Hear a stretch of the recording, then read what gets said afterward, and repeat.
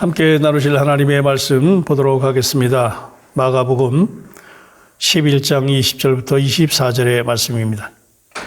그들이 아침에 지나갈 때에 무화과 나무가 뿌리째 마른 것을 보고 베드로가 생각이 나서 여짜오되 라삐여 보소서 저주하신 무화과 나무가 말랐나이다. 예수께서 그들에게 대답하여 이르시되 하나님을 믿어라. 내가 진실로 너희에게 이르노니 누구든지 이 산더러 들리어 바다에 던져지라 하며 그 말하는 것이 이루어질 줄을 믿고 마음에 의심하지 아니하면 그대로 되리라. 그러므로 내가 너희에게 말하노니 무엇이든지 기도하고 구하는 것은 받은 줄로 믿어라. 그리하면 너희에게 그대로 되리라. 아멘. 성공적인 삶에 대해서 어떻게 살 것인가에 대해서 지금 네 번째 말씀을 드리고 있습니다. 오늘도 우리는 성공적인 삶, 어떻게 살 것인가, 잘 살기 위해서 부단히 고뇌하고 또 믿음의 삶을 어떻게 살 것인가를 생각하고 있습니다. 요한복음 15장 4절에 주님은 우리가 주님 안에 있고 주님이 우리 안에 있다고 말씀하시지요. 실제로 피의 속죄함과 십자가의 못 박힘은 우리가 그리스도 안에 있을 때 얻은 것이고 살과 십자가를 지는 것은 그리스도가 우리 안에서 우리를 대신해서 사시려고 하는 것이지요. 우리는 그리스도 안에 있어야 되고 그리스도는 우리 안에 있어야 됩니다. 그래야 잘 살 수 있습니다. 우리가 그리스도 안에 있는 것은 우리의 믿음이 필요하고 그리스도가 우리 안에 있는 것에는 우리의 순종이 필요합니다. 믿음과 순종은 그리스도인의 가장 중요한 두 가지입니다. 믿음은 우리가 이미 주님 안에 있음을 믿는 것이고 이미 그분과 하나 되었음을 믿는 것입니다.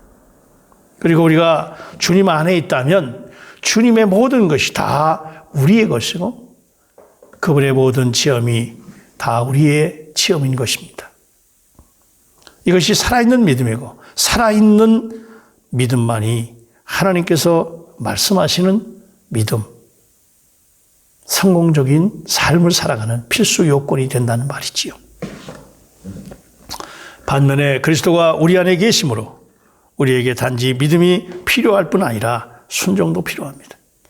우리 안에 계셔서 우리를 대신해서 사시려고 하시는 주님의 인도하심에 우리가 순종해야 하기 때문입니다.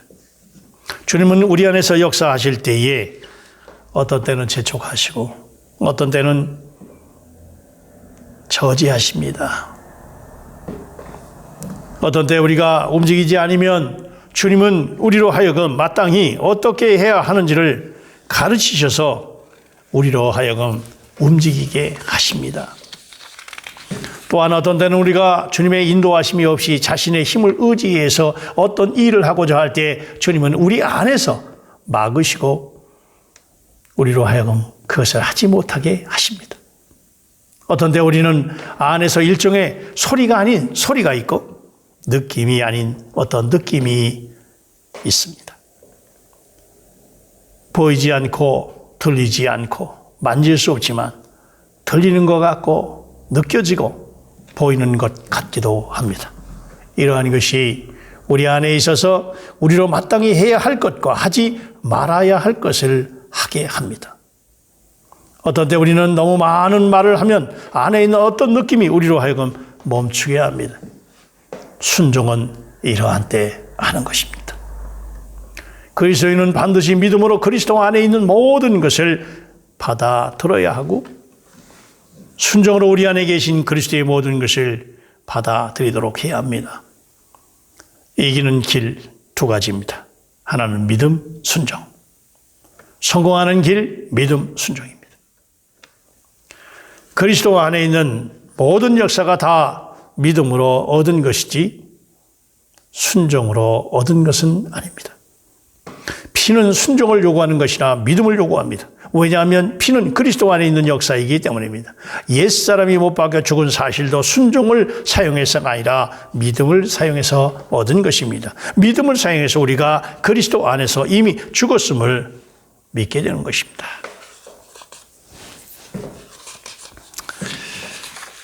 물론 믿음이라고 하는 말은 누구나 다 알지만 많은 사람이 믿음이 결코 믿음이 아니고 그들의 믿음은 조금도 효력이 없을 수 있습니다. 성경은 우리에게 옛사람은 이미 죽었다고 말하고 우리는 그것을 믿지만 때때로 우리의 옛사람은 죽지 않고 살아있음을 체험하게 되지요. 그렇다면 우리가 믿는 것은 무엇입니까? 왜 우리의 믿음은 효력을 잃었습니까? 많은 경우 사람들이 믿는다고 생각하는 것은 그들의 생각 속에서 그것에 대해서 찬성하는 것에 불과하고 결코 마음 가운데서 믿음이 아닐 수 있습니다. 사람들이 생각 속에서 옳다고 찬송하는 것은 믿음이 아닙니다. 어느 지방에 혹독한 가뭄이 들었습니다. 그래서 교회에서 특별 새벽 기도를 했습니다. 성도들은 한 목소리로 비가 내릴 것을 기도했습니다. 그리고 엄마와 함께 기도에 참석했던 사랑하는 딸 순이도 함께 참석을 하고 집에 돌아와서 밥을 먹고 학교를 갑니다. 그때 순이는 우산을 챙겨 가지고 집을 나섭니다. 엄마가 얘기하지요. 예순아, 비도 안 오는데 왜 우산 가지고 가니? 엄마, 우리가 기도했으니까 오늘 비가 올 거예요. 이 아이는 살아있는 믿음으로 기도한 것입니다. 믿음이란 무엇인가에 대한 해답을 우리는 성경에서 찾아볼 수 있습니다. 오늘 본문의 해답입니다. 무엇이든지 기도하고 구하는 것은 받은 줄로 믿으라. 그리하면 너희에게 그대로 되리라. 전 성경 가운데에 이 구절만이 어떻게 믿는 것이 믿음인지를 말해줍니다. 만약 믿음이 없으면 구하는 것을 얻을 수 없지만 이 구절은 단지 믿음의 필요를 말할 뿐만 아니라 믿음의 성질을 말합니다. 믿은 줄로 믿으라. 그대로 되리라. 어떻게 믿습니까? 받은 줄로 믿으라입니다. 이 구절의 원문 의미는 믿음은 이미 얻은 것이다 입니다. 믿음의 길은 내가 얻기 원합니다. 혹은 내가 얻을 수 있습니다. 혹은 내가 얻을 것입니다. 라고 말하는 것이 아니라 이미 얻은 것을 믿는 것입니다. 전심으로 믿으면 나는 얻을 수 있다라고 말하는 것은 단지 소망이지 믿음이 아닙니다. 믿음은 과거를 향한 것이 아니고 장래와도 관계가 없습니다. 과거를 향한 것이고 이 장래의 일은 항상 소망이지 믿음이 아닙니다. 이미 받은 것입니다. 주님은 우리가 구하는 것을 다 주셨다고 성경은 말합니다. 하나님은 우리가 구하는 것이 어떤 것이든지 이미 다 이루어 놓으셨다고 말합니다. 모든 것이 되시는 주 예수님께서 이미 우리 안에 계시고 그분 안에 있는 모든 것이 이미 우리 안에 유업으로 주어졌습니다. 그리스도의 어떠하심 안에는 우리가 구하는 것이 무엇인지 이미 다 그 안에 있고 우리가 구하기 전에 이미 다 주셨고 그러므로 이미 다 받은 것이니 모든 것이 준비되어 있고 그리스도 예수 안에서 그 생명으로 살면 되는 것입니다. 두 사람이 전도를 하면서 두 사람에게 또 한 전도를 하면서 예수의 피와 예수 구속의 이 속죄의 구속에 대해서 알려주고 주님이 이 모든 것이 이루어졌음을 분명히 말해줍니다. 그리고 나서 영접 기도를 하고 그에게 묻습니다. 여러분 구원 받았습니까? 그때 한 사람은 그리스도의 피가 저의 모든 죄를 정결하게 했고 모든 죄에서 사하여 주실 것을 믿습니다. 하나님께서 저를 구원해 주실 것을 믿습니다 말합니다. 그렇다면 이 사람은 아직 구원을 받지 못한 것입니다.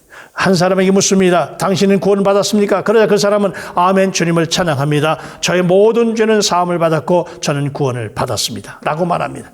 이 두 사람의 대답은 하늘과 땅 차이입니다. 첫 번째 사람은 아직 구원을 받지 못했고 두 번째 사람은 구원을 받았기 때문입니다. 수많은 사람들이 믿음은 아직 소망에 불과합니다. 믿음은 이미 얻은 것을 보는 것이고 그것을 믿는 것입니다. 믿는 것을 실제화하는 것이라고 첫 번째 시간에 말씀드렸습니다.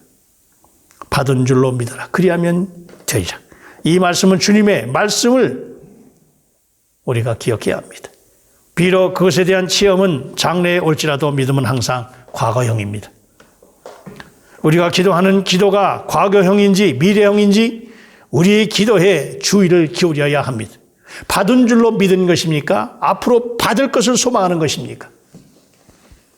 그렇다고 해서 속에 의심하는 마음과 받은 마음이 교차하면서도 주문 외우듯이 저의 병을 치료해 주셔서 감사합니다고 말하는 것은 의미가 없습니다.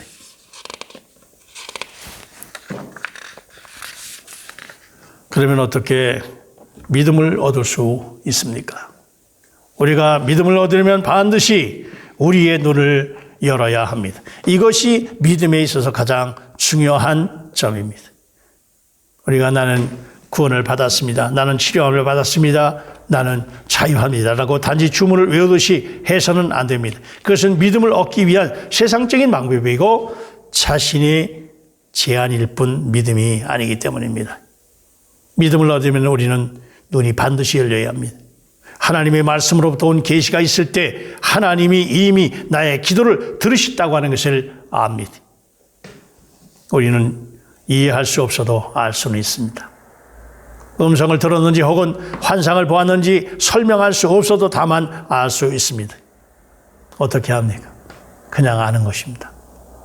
우리가 믿으려고 하는 것이 아니고 그냥 믿어지는 것 아니겠습니까? 마가복음에서 주님은 무화과 나무에게 이제부터 영원토록 사람이 네에게서 열매를 따먹지 못하리라 말씀하셨습니다. 다음 날 무화과 나무 뿌리채 말라 죽었습니다. 베드로가 주님의 말씀이 생각나서 주님께서 무화과를 보시려고 말씀을 합니다.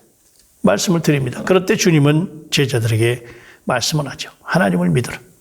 내가 진실로 너희에게는 누구든지 이 산더러 들려 바다에 던지라 하며 그 말하는 것이 이루어질을 믿고 마음에 의심하지 아니하면 그대로 되리라. 그리하면 그러므로 내가 너희에게 말하노니 무엇이든지 기도하고 구하는 것은 받은 줄로 믿어라. 그리하면 너희의 그대로 되리라.